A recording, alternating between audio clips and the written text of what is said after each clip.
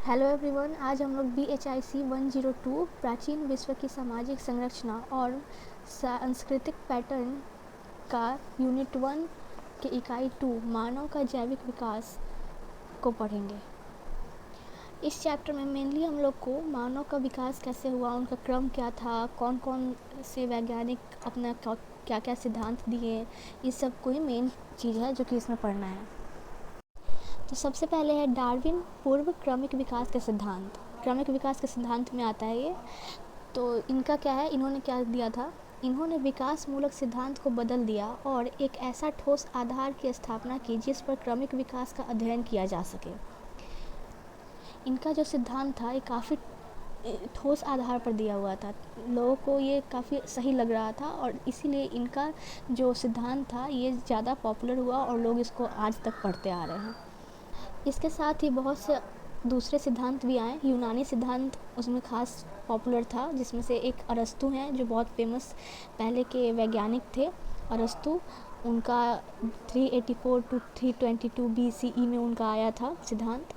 फिर है हेरोडोटस, इनका 484 to 425 BCE में आया था। और एक है एम्पीडोक्लेस, इनका 404 to 433 BCE में आया था।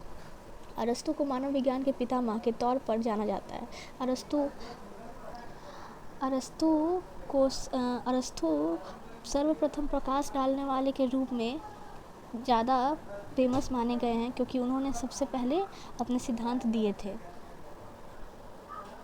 हेरोडोटस और एम्पीडोक्लेस ने भी जीवित प्राणियों और उनके जीवन क्रमिक विकास से संबंधित विशेष विचारधारा को विकसित किया और सहज वृत्ति का सिद्धांत अथवा जीवोत्पत्ति के नाम से पहचाने जाने वाले इस सिद्धांत का मत है कि जीवन की उत्पत्ति निर्जीव और अजैविक तत्वों से होती है, जैसे कि खाद, ओस, सड़ा हुआ चिपचिपा कीचड़, सूखी लकड़ी और पसीना इत्यादि। ये सब जब गलते हैं तो इस पर कीड़ा मकोड़ा धीरे धीरे उस पर जन्म लेने लगते हैं ताकि वो खा के उसको सड़ा दे।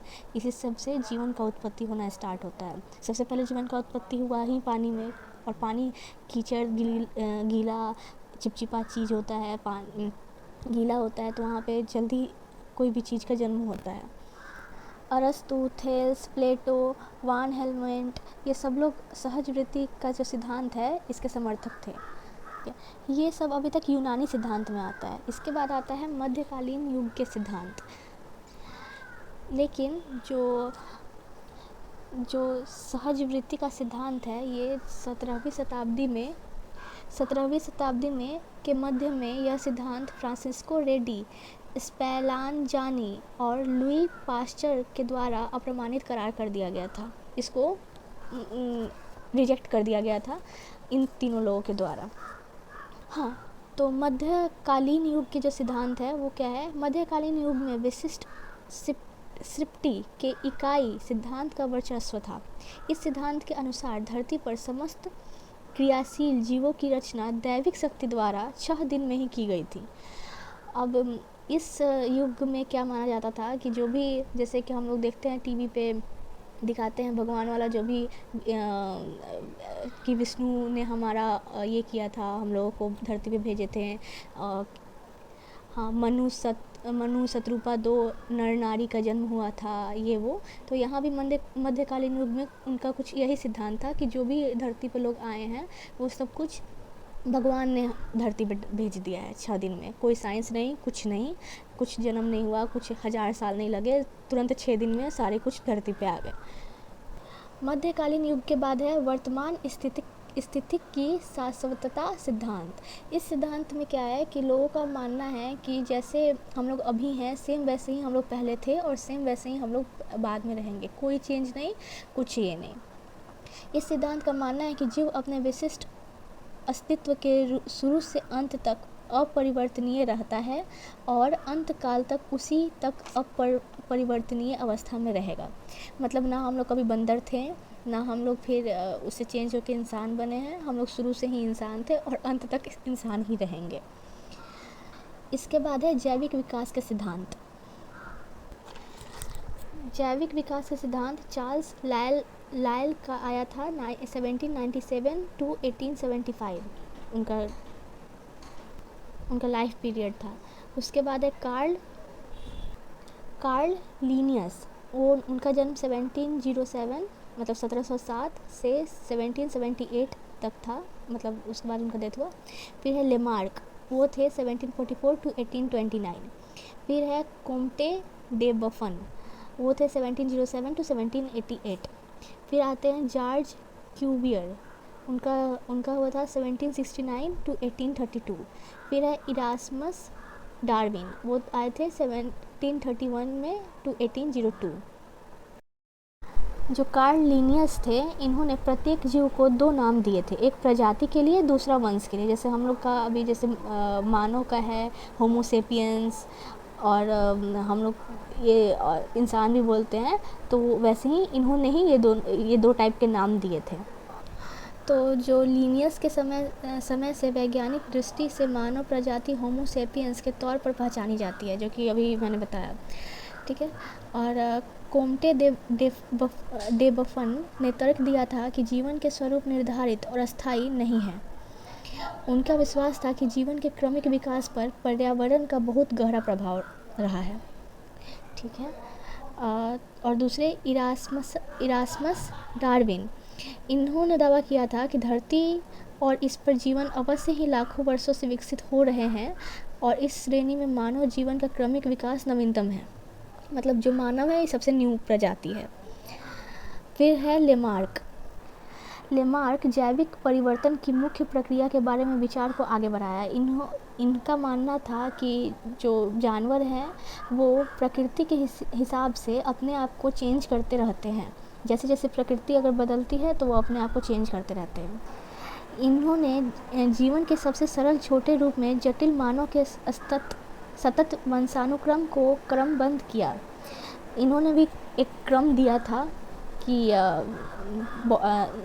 मानव का जो क्रम वंश है, जो हम लोग आगे पढ़ेंगे, इन्होंने भी इसमें थोड़ा बहुत अपना राय दिया है।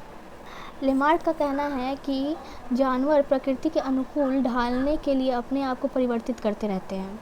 इस विचार के आधार पर उन्होंने निम्नलिखित 4 तत्व के आधार पर यह सिद्धांत स्थापित किया: अंगों का प्रयोग और अनुप्रयोग, अभिगृहित विशिष्टताओं का वंशानुगत होना, और आंतरिक प्रेरणा, प्रत्यक्ष वातावरण और नई इच्छाएं। सॉरी, थोड़ा प्रॉब्लम हो गया था पढ़ने में, ठीक है। तो आगे जॉर्ज क्यूवियर, इन्होंने लेमार्क के सिद्धांत को दृढ़ता से विरोध किया था। इनके हिसाब से लेमार्क का जो सिद्धांत था वो गलत था, बट इनका जो विरोध था लेमार्क के सिद्धांत के प्रति, उसको तुरंत समर्थन उतना प्राप्त नहीं मिला। फिर है चार्ल्स लायल ने अपने 3 खंड में प्रकाशित पुस्तक में प्रमाणों के साथ बाइबल के विचारधारा के विपरीत सिद्ध किया कि पृथ्वी स्थापित धारणा के कुछ हजार वर्ष अधिक प्राचीन है। मतलब बाइबल में जो टाइम लिखा हुआ है धरती के होने की, पृथ्वी स्थापित होने की, पृथ्वी एक्चुअली उससे और ज़्यादा पुरानी है। इन्होंने सबूत के साथ इस बात का खंडन किया कि बाइबल में गलत है। अब आ गया डार्विन का सिद्धांत। डार्विन के अनुसार प्रकृति चयन वह प्रक्रिया है जिसके द्वारा जीव स्वयं को अपने पर्यावरण के परिवर्तन के अनुकूल कर सकते हैं, और इसीलिए वे जीवन रह पाते हैं और प्रजनन के योग्य होते हैं। तो थोड़ा बहुत डार्विन का और लेमार्क का जो सिद्धांत है वो लगभग थोड़ा सेम ही है, ठीक है। डार्विन के 5 सिद्धांत है। पहला, अधिक उत्पादक अर्थात अधिक उत्पादन का आधिक्य, विभिन्नता और आनुवंशिकता, अस्तित्व के लिए संघर्ष, योग्यतम की उत्तेजितता अर्थात प्राकृतिक चयन, प्रजातियों में परिवर्तन तो लेमार्क में भी था थोड़ा, कि प्रजाति अपने आप को परिवर्तित करती रहती है अपने जैसे जैसे प्रकृति में चेंजेज आते हैं उसके अनुकूल, ठीक है। डार्विनवाद जैविक विकास का सबसे अधिक प्रभावशाली सिद्धांत बना, परंतु यह भी परिभाषित करने में अयोग्य साबित हुआ कि प्राकृतिक चयन वास्तव में किस प्रकार क्रमिक विकास परिणत होता है। बट इसके बाद भी डार्विन के सिद्धांत को बहुत सपोर्ट मिला और दूसरे कई वैज्ञानिक इनके सिद्धांत को आगे बढ़ाएं। डार्विन के प्राकृतिक चयन की अवधारणा का समर्थन करने की वजह से ये शोधार्थी नव डार्विनवादियों के नाम से जाने जाते हैं। इसके बाद है क्रमिक विकास का कृत्रिम सिद्धांत। विकास का यह सिद्धांत अनिवार्य रूप से प्राकृतिक चयन, आनुवंशिक उत्तराधिकार, उत्पत्ति संबंधित जनसांख्यिकी, वर्गीकरण विज्ञान और विशिष्टता का सिद्धांत और वृहत विकास अवधारणा का संयोजन है। आनुवंशिक संरचना तंत्र की उपेक्षाकृत पूर्व समझ के साथ आज यह माना जाता है कि क्रमिक विकास वास्तव में व्यक्तियों में जो जनसंख्या के एक समान जीन समुच्चय अंश है, आनुवंशिक रूप से प्राप्त परिवर्तन का कुल योग्य है यह तथा एक व्यक्ति विशेष के बजाय समान जनसंख्या पर क्रमिक विकास के प्रकारों का कारण है। क्रमिक विकास में मेनली ये चीज़ पढ़ेंगे, जैसे हम लोग जानते हैं ना कि जैसे बाबा का जो कुछ भी होगा वो हमारे फादर को मिलेगा, फादर का जो कुछ होगा वो हमारे भाई को मिलेगा। तो वही हो गया आनुवंशिक उत्तराधिकार, मतलब जो हमारे वंश के अनुसार उत्तराधिकार चुनना, ठीक है। और भी दूसरा सब कुछ जो कि एक क्रमिक विकास के रूप में जाना जाता है, क्रम के हिसाब से होता है। क्रमिक विकास के संरचना तंत्र के आधुनिक सिद्धांत डार्विनवाद से निम्न 3 महत्वपूर्ण पहलू से भिन्न है, ठीक है। पहला है प्राकृतिक चयन के अतिरिक्त आधुनिक सिद्धांत क्रमिक विकास और अन्य महत्वपूर्ण की पहचान कराता है, जैसे उत्परिवर्तन, पृथक्करण और जीन प्रवाह, मतलब जेनेटिक ड्रिफ्ट। नहीं होता फादर का जीन थोड़ा सा आपका भाई और आपका फादर थोड़ा सेम टाइप से दिखेंगे, या फिर आप भी अपने फादर जैसे दिखेंगे, मदर जैसे दिखेंगे, जीन जो होता है वो। क्रमिक विकास का आधुनिक सिद्धांत मानव की विशिष्ट आनुवंशिक तत्वों की पहचान कराता है, जिसे जीन के नाम से जाना जाता है। जनसंख्या से यह भिन्नता जीन विविध युग्मों की उपस्थिति के कारण है। अब जैसे कि आप अपने फादर की तरह नहीं दिखी, थोड़ा किसी अलग दूसरे से जैसा चेहरा हो गया, हो सकता है आपकी दादी जैसा हो गया, हो सकता है आपके नाना जैसा हो गया। तो जो ये आधुनिक सिद्धांत है मानव के विशिष्ट आनुवंशिक तत्वों की पहचान कराता है। यह सिद्धांत बतलाता है कि नई प्रजाति की रचना सामान्यतः छोटे आनुवंशिक परिवर्तनों के क्रमबद्ध संचयन से होता है। अब जैसे कि आज तक आपके बाबा जैसे दिखते थे वैसे आपके पापा दिखते हैं, आपके पापा जैसे दिखते थे वैसे ही आपका भाई दिखता है।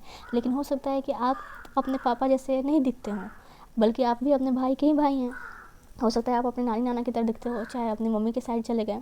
तो इस तरीके से सेम जैसे दिखने वाले वंश का तो टूट गया ना, वैसा सेम नहीं रहा, तो यहाँ चेंजेज आए, तो यही हो गया। क्रमिक विकास का यह सिद्धांत मानव के जैविक विकास के इतिहास को समझने योग्य बनाने में सहायता करते हैं। जीवाश्म के रूप में भूतकाल के साक्ष्य यह सुनिश्चित करने में महत्वपूर्ण भूमिका निभाते हैं कि मानव वानर प्रजाति से कैसे विकसित हुआ। मानव विकास के सिद्धांत जीवाश्म विज्ञानियों और पुरातात्विकता द्वारा खुदाई में प्राप्त साक्ष्यों पर आजमाए गए होमिनिड जीवाश्म के रूप में साक्ष्य मानव के जैविक विकास के प्रक्षेपपथ प्रदान करने में सक्षम थे। इसने यह निर्धारित किया कि स्तनधारी वानर किन प्रकार आधुनिक मानव के रूप में विकसित हुए। वैज्ञानिक का मानना है कि इस प्रक्रिया में लगभग 6 लाख वर्ष लगे थे। इसके बाद ये 3 क्वेश्चन हैं, इन 3 क्वेश्चन को बना लो प्लीज़। हो सकता है कुछ भी एग्ज़ाम में आ सकता है, कोई ठीक नहीं है। ये 3 क्वेश्चन भी बना लेंगे तो इधर का सारा आपका कवर हो जाएगा।